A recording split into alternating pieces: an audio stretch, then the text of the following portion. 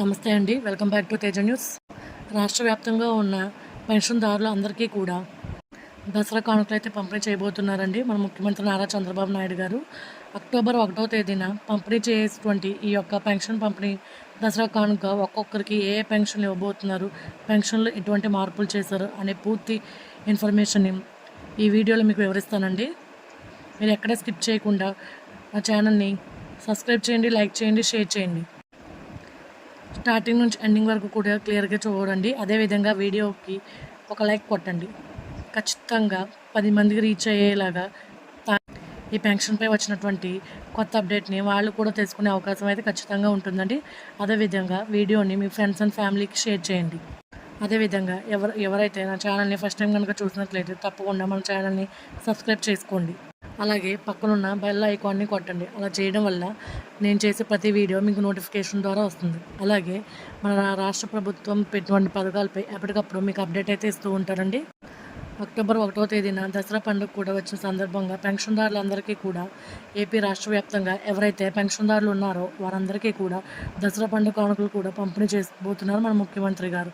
తాజాగా ఏపీ రాష్ట్ర ప్రభుత్వం అనంతపురం జిల్లాలో సూపర్ 6 సూపర్ హిట్ అనే భారీ బహిరంగ సభ అయితే నిర్వహించడం జరిగింది.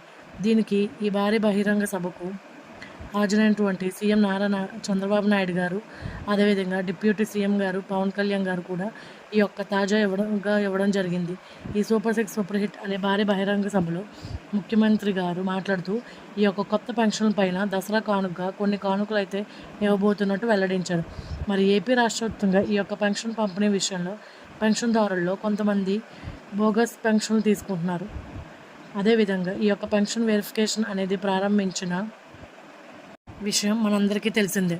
అయితే ఈ వెరిఫికేషన్ ప్రాసెస్లో చాలామంది పెన్షన్దారులకు మీ యొక్క పెన్షన్ రద్దు అని చెప్పి నోటీసులు ఇవ్వడం జరిగింది.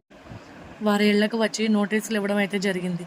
అయితే ఈ నోటీసులు తీసుకున్న వారందరిలో కూడా చాలామంది మేము మీ పెన్షన్కి అర్హులు అని చెప్పి, అదేవిధంగా కొన్ని సాంకేతిక కారణాల వల్ల మాకు ఈ నోటీసులు అయితే రావడం జరిగిందని, ప్రతి నెల కూడా ఏ విధంగా అయితే పెన్షన్ అనేది మంజూరు చేస్తారో అదేవిధంగా మాకు ఈ నెల కూడా పెన్షన్ అనేది ఖచ్చితంగా ఇవ్వాలని చెప్పి కలెక్టర్ ఆఫీస్లో కూడా లెటర్ ఇవ్వడం అయితే జరిగిందండి. అఫీషియల్గా పెట్టుకోవడం జరిగింది. అలాగే ఈ విషయం పైన నారా చంద్రబాబు నాయుడు గారి దగ్గరకు వెళ్ళడం జరిగింది. ఈ యొక్క పెన్షన్ పంపిణీ పైన కీలక ప్రకటన అయితే చేశారండి. అదేవిధంగా ఈ యొక్క సెప్టెంబర్ నెలలో యథావిధిగా నోటీసులు సంబంధం లేకుండా పెన్షన్ అనేది పంపిణీ చేయమని చెప్పేసి అధికారంగా ఆదేశాలు అయితే ఇవ్వడం జరిగింది. అదేవిధంగా చాలామందికి ఈ సెప్టెంబర్ 1న నోటీసులు ఇచ్చిన వారందరికీ కూడా పెన్షన్ అనేది ఇవ్వడం జరిగింది. అయితే మరలా ఈ యొక్క బోగస్ పెన్షన్లు అనేవి ఇటువంటి వెరిఫికేషన్ అనేది మళ్ళీ ప్రారంభించున్నామని చెప్పేసి ఒక అప్డేట్ అయితే రావడం జరిగింది. మరి ఈ వెరిఫికేషన్కి సంబంధించి కూటమి ప్రభుత్వం ఏం చెప్తుందంటే, ఇప్పటికే ఎవరికైతే మీ యొక్క పెన్షన్ని రద్దు అని చెప్పేసి ఈ యొక్క నోటీసులు అయితే ఇవ్వడం జరిగిందో వారందరికీ కూడా తిరిగి మరలా ఈ యొక్క బోగస్ పెన్షన్ల యొక్క వెరిఫికేషన్ చేయించుకోవాలని చెప్పేసి ఆదేశాలు అయితే రావడం జరిగింది. ఎవరైతే ఈ నోటీసులు ఇచ్చిన వారందరూ ఉన్నారో వాళ్ళు రీవెరిఫికేషన్ అనేది చేసుకోవాల్సి ఉంటుంది. ఎవరైతే వాళ్ళకి పర్సంటేజ్ యొక్క వైకల్యం అనేది ఉందో దాన్ని బట్టి కొత్తగా డాక్టర్స్ అనే సర్టిఫికేట్లో పర్సంటేజ్ అనేది ఎంటర్ చేయడం అయితే జరిగింది. ఆ పర్సంటేజ్ వేసుకుని మీ కొత్త పెన్షన్ అనేది మంజూరు చేయడం జరుగుతుంది. ఈ వెరిఫికేషన్లో ఎవరైతే జెన్యున్గా 40% కంటే ఎక్కువ వైకల్యం అనేది ఉంటుందో వారికి మాత్రమే నెలకు 6,000 రూపాయల పెన్షన్ అనేది మంజూరు చేయడం జరిగింది. ఒకవేళ మీకు 40% కంటే తక్కువ వైకల్యం ఉన్నట్లయితే కనుక డాక్టర్ సదరన్ సర్టిఫికేట్లో 40% కంటే తక్కువ ఉందని మెన్షన్ చేయడం అయితే జరిగింది. అలాగే ఈ యొక్క నెలకు 6,000 రూపాయలు చొప్పున పెన్షన్ అనేది రద్దు చేయబడుతుంది. అదే కనుక ఒకవేళ మీరు వృద్ధులైనట్లయితే 60 సంవత్సరాలు పైబడిన వారైతే ఈ యొక్క 6,000 పెన్షన్ని 4,000 వృద్ధాప్య పెన్షన్గా మారుస్తారండి. అంటే ఇప్పటి నుంచి మీకు 6,000 పెన్షన్ కాకుండా 4,000 పెన్షన్ అనేది పంపిణీ చేయడం అయితే జరుగుతుంది. ఇక ఎవరైతే దీర్ఘకాలిక వ్యాధిగ్రస్తులు పెన్షన్ పొందుతారో వారికి వ్యాధులతో బాధపడుతున్నారు వారికి ఖచ్చితంగా 40% కంటే ఎక్కువ ఉన్నట్లు మాత్రమైతే వాళ్ళకి యథావిధంగా ఆ యొక్క పెన్షన్ అనేది కంటిన్యూ అవుతుంది. లేదంటే వారికి ఆ యొక్క పెన్షన్ అనేది ఖచ్చితంగా 40% కంటే తక్కువ ఉన్నట్లయితే, వైకల్యం అనేది 40% కంటే తక్కువ ఉన్నట్లయితే ఈ పెన్షన్ అనేది 6,000కి తగ్గించబడుతుంది. అంటే వారికి పూర్తి స్థాయిలో ఆ యొక్క వైకల్యం పర్సంటేజ్ ఉంటేనే ఆ యొక్క పెన్షన్ అనేది యథావిధిగా కంటిన్యూ చేస్తారు. లేదంటే ఈ యొక్క పెన్షన్ని ఆ యొక్క పర్సంటేజ్ని బట్టి 6,000 తగ్గించడం జరుగుతుంది. ఎవరైతే పెన్షన్దారులు ఉన్నారో వారందరూ కూడా గమనించాల్సిన విషయం ఏంటంటే నారా చంద్రబాబు నాయుడు గారు ఎవరికైతే నోటీసులు కూడా పూర్తి స్థాయిలో ఈ యొక్క పెన్షన్ రద్దు చేయడం లేదండి. వారి యొక్క పర్సంటేజ్ని బట్టి ఎవరైతే పెన్షన్దారులు ఉంటారో వారందరూ కూడా గమనించాల్సిన విషయం. ఎవరైతే రద్దు నోటీసులు పొందుతారో వాళ్ళందరూ కూడా రీవెరిఫికేషన్ చేయించుకుని ఉండాలి. అదేవిధంగా 6,000 పెన్షన్ తీసుకునే వారి యొక్క పర్సంటేజ్ అనేది పూర్తిగా తగ్గిన వారు వృద్ధునట్లయితే కనుక వారికి నెలకు 4,000 చొప్పున వృద్ధాప్య పెన్షన్కి ఇవ్వడం అయితే జరుగుతుంది.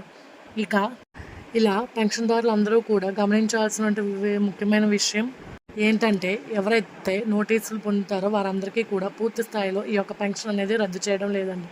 వారి యొక్క పర్సంటేజ్ని బట్టి ఎవరైతే పెన్షన్దారులు ఉంటారో వారందరూ కూడా గమనించవలసిన ముఖ్యమైన విషయం. ఇలాగా ఎవరైతే రద్దు నోటీసులు పొందుతారో వాళ్ళందరికీ కూడా పెన్షన్ అనేది రాదు.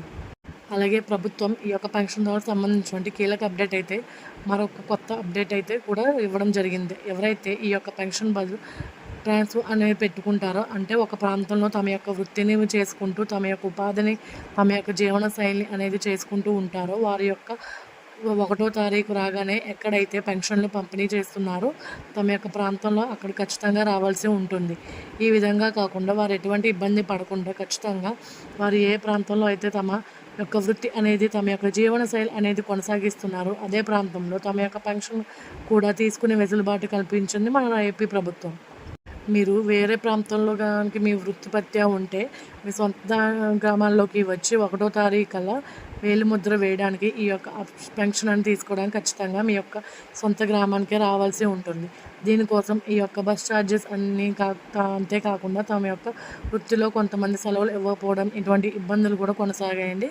కానీ కూటమి ప్రభుత్వం పెన్షన్దారుల యొక్క ఇబ్బందులన్నీ కూడా గ్రహించి ఒకసారి 2 నెలల పెన్షన్ తీసుకునే విధానాన్ని కూడా ప్రవేశపెట్టింది.